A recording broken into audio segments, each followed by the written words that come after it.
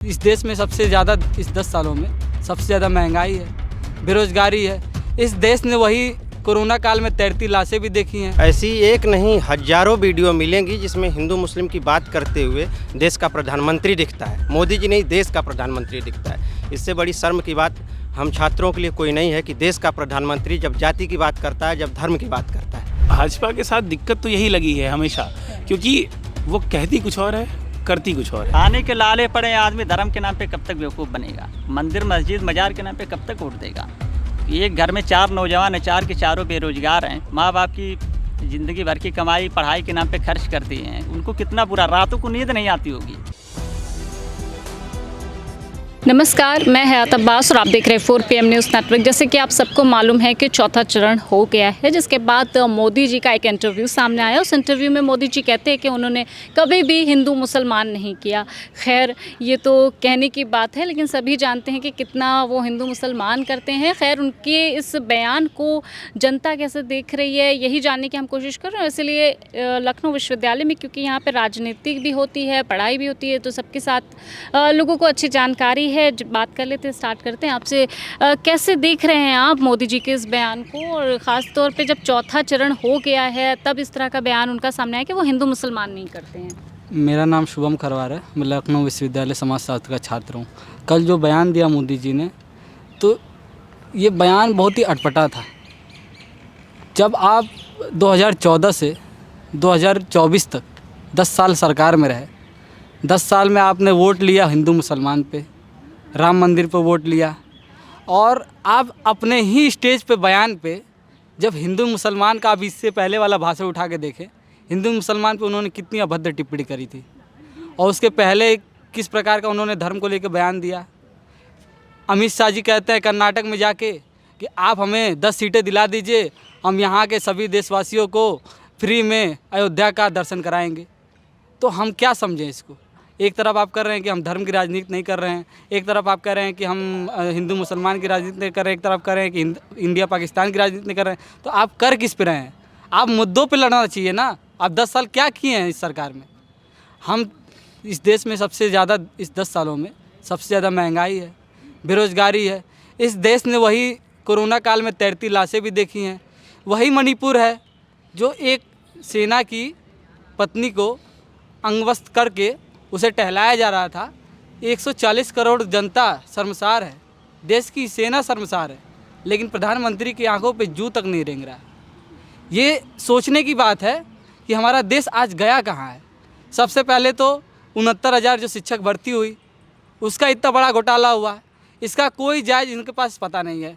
और कहते हैं जो भी रुकावटें हो रही हैं, जो भी दिक्कतें आ रही हैं, उसका नेहरू जिम्मेदार है, नहीं तो गांधी परिवार जिम्मेदार है। आप 10 सालों में क्या किए हैं जनता को बताइए ना। आप दूसरे विपक्ष का बुराई क्यों गिनवा रहे हैं? आप बताइए, सीना ठोक के कहिए कि हमने ये कार्य किया है, इस पे हमें वोट दीजिए। आपके पास कोई कार्य ही नहीं है। जो भी शिलान्यास इन 10 साल से पहले हुआ है, इनका सिर्फ उन्होंने फीता काट के अपना नाम बदला है। हमारे देख लीजिए, हम यहाँ बेरोजगार होकर आपके सामने बाइट दे रहे हैं। अगर रोजगार होता तो हम भी कहीं नौकरी कर रहे होते। यूपी पुलिस का जिस तरह पेपर हुआ, RO का पेपर हुआ, आपने कहा जुलाई में पेपर करा देंगे। आपके पास क्या प्रूफ है कि जुलाई में जो पेपर होगा वो लीक नहीं होगा? आपके पास कोई इसका प्रूफ है? कोई प्रूफ नहीं है इनके पास। आपने नौकरी की बात की, एक युवा है और इस बार युवा सबसे ज़्यादा वोट डालने गए हैं, लेकिन फिर भी मैं कहूँगी कि वोटिंग परसेंटेज बहुत कम रहा, लोग वोट कम डालने गए। इसकी क्या वजह है?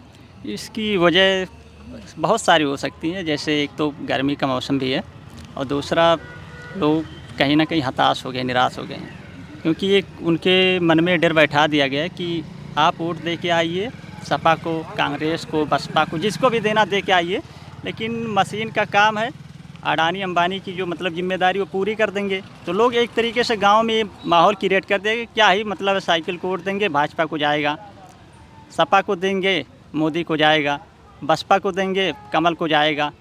तो इस तरह का एक मिथक है, या सच्चाई भी हो सकती है। लोग इस वजह से भी मतलब वोट देने से अति उत्साहित नहीं है।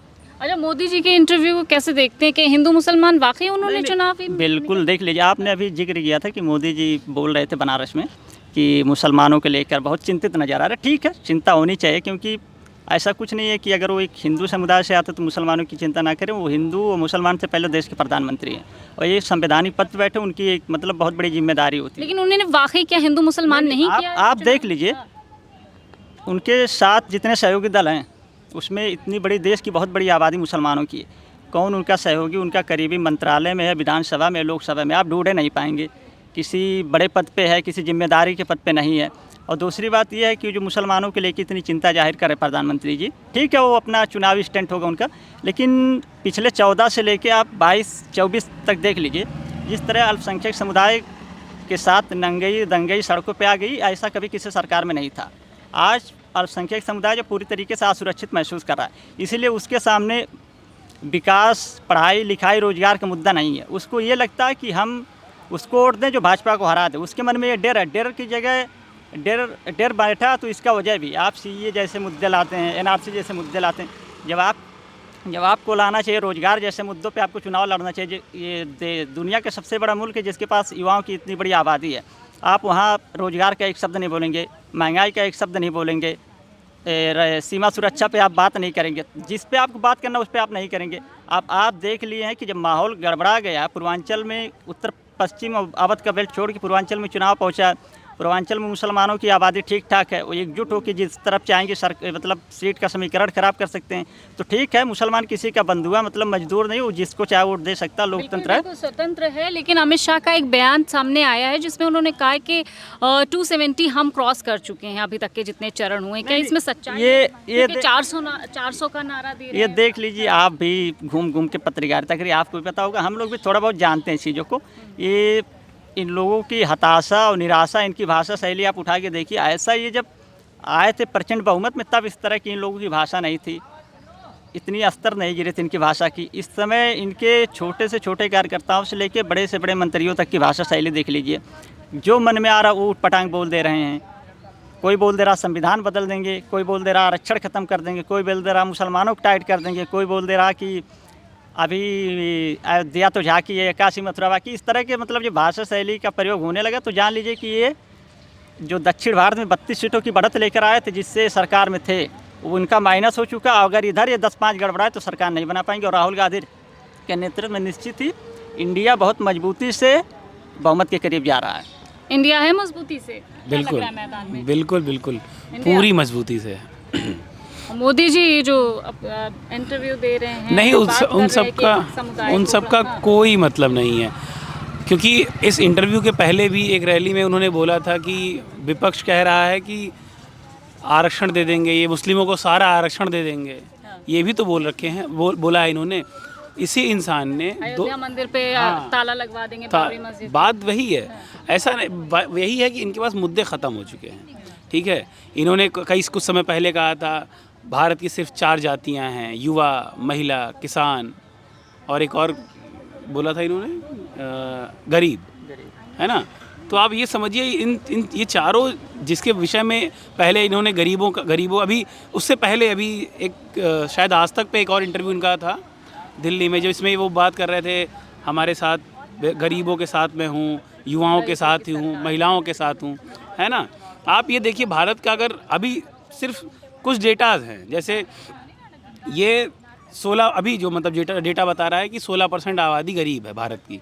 ठीक, ये UNDP का डेटा आया था, मगर 5 किलो राशन कितनों को मिल रहा है? 57% आबादी को 5 किलो राशन मिल रहा है। आप खुद सोचिए, 16% आबादी गरीब है, 57% आदमी राशन ले रहा है 5 किलो, यानी कि कुछ दिक्कत तो है।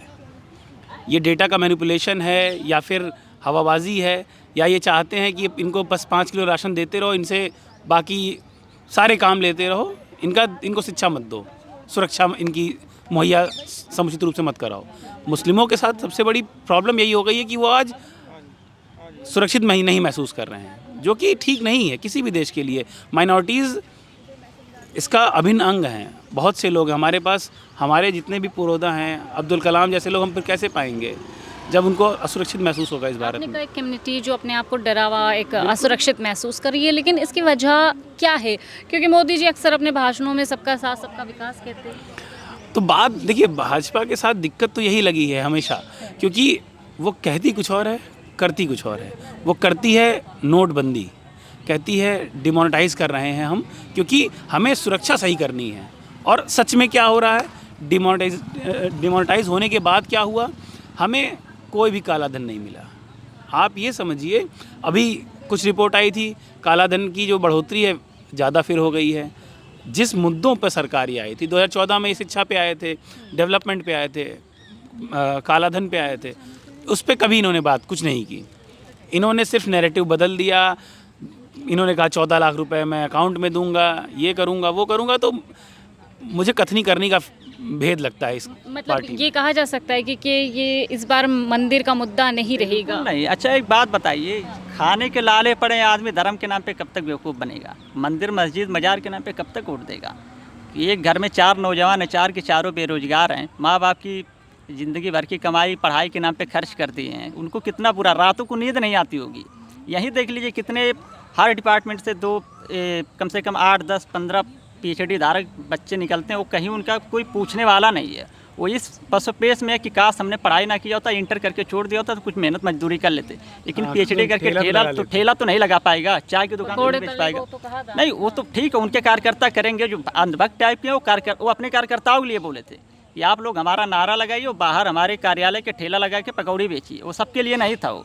और आपने एक बात और जिक्र किया था कि अल्पसंख्यकों के लिए, जाहिर सी बात है, कोई भी इतनी बड़ी आबादी है। आप बोल रहे हैं कि मोदी जी बोलते हैं सबका साथ सबका विकास, अमित शाह जाके आसम में क्या बोलता है, आसम का हेमंत बिश्वा शर्मा क्या बोलता है, कर्नाटक में जाके अमित शाह क्या बोलते हैं, प्रधानमंत्री इधर आके भाईचारे की बात करते, उधर कुछ बात और होती है।